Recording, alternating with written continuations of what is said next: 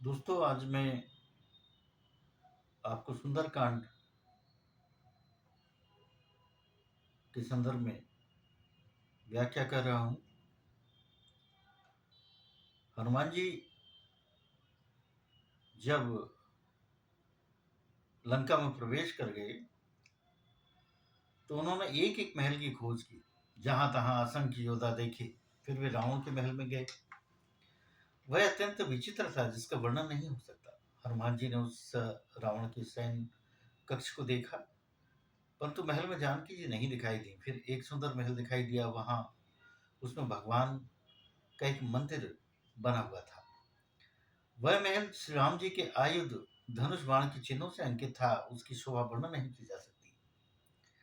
वहां नवीन नवीन तुलसी के वृक्ष समूह को देखकर कपिराज श्री हनुमान जी हर्षित हुए कि भगवान का कोई भक्त यहाँ पर भी रहता है।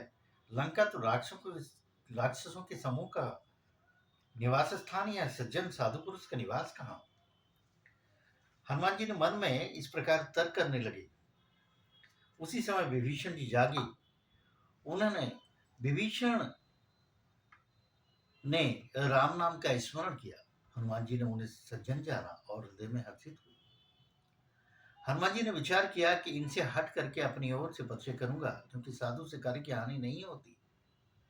ब्राह्मण का रूप धरकर हनुमान जी उन्होंने वचन सुनाए, पुकारा। सुनते ही विभीषण जी उठकर वहां आए, प्रणाम करके कुशल पूछे और कहा कि हे ब्राह्मण देव, अपनी कथा समझाकर कहिए, क्या आप हरिभक्तों में से कोई एक हैं?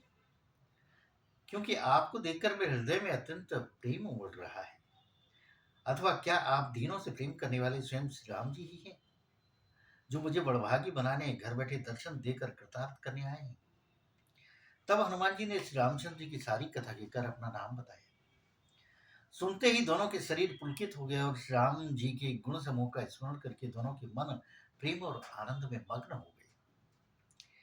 विभीषण ने कहा, हे पवन पुत्र, मेरी रहनी सुनो। मैं यहाँ वैसे ही रहता हूँ जैसे दांतों के बीच में विचारी जीव।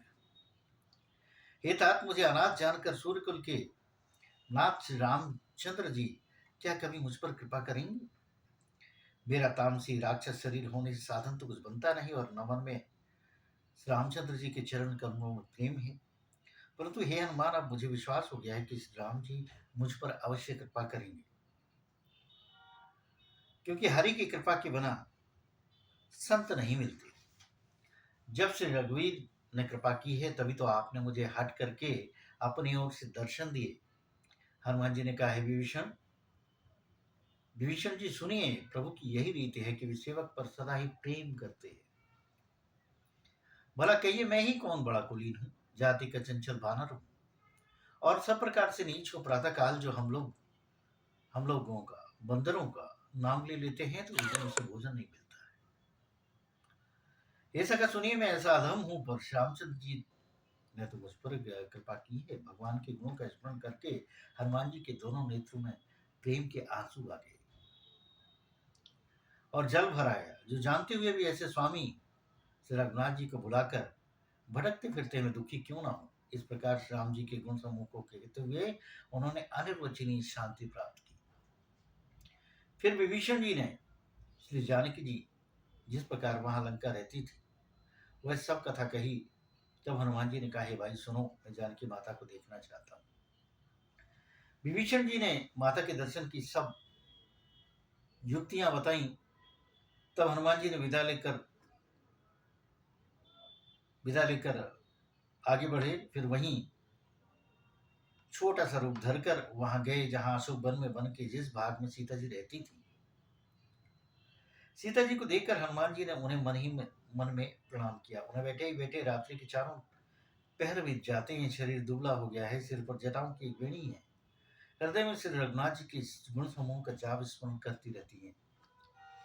श्री जानकी जी नेत्रों को अपने चरणों में लगाए हुए हैं और मन श्री राम जी के चरण कमलों में लीन है। जानकी जी को दीन दुखी देखकर पवन पुत्र हनुमान जी बहुत दुखी हुए। हनुमान जी वृक्ष के पत्तों में छिप रहे और विचार करने लगे कि भाई क्या करूं, इनका दुख कैसे दूर करूं। उसी समय बहुत सी स्त्रियों को साथ लिए सज धज कर रावण वहां आया। उस दुष्ट ने सीता जी की बहुत प्रकार समझाया, साम दाम दंड भेद दिखलाए। रावण ने कहा, हे सुमुखी, हे सयानी, सुनो मंदोदरी आदि सब रानियों, मैं तुम्हारी दासी बना दूंगा, ये मेरा प्रण है।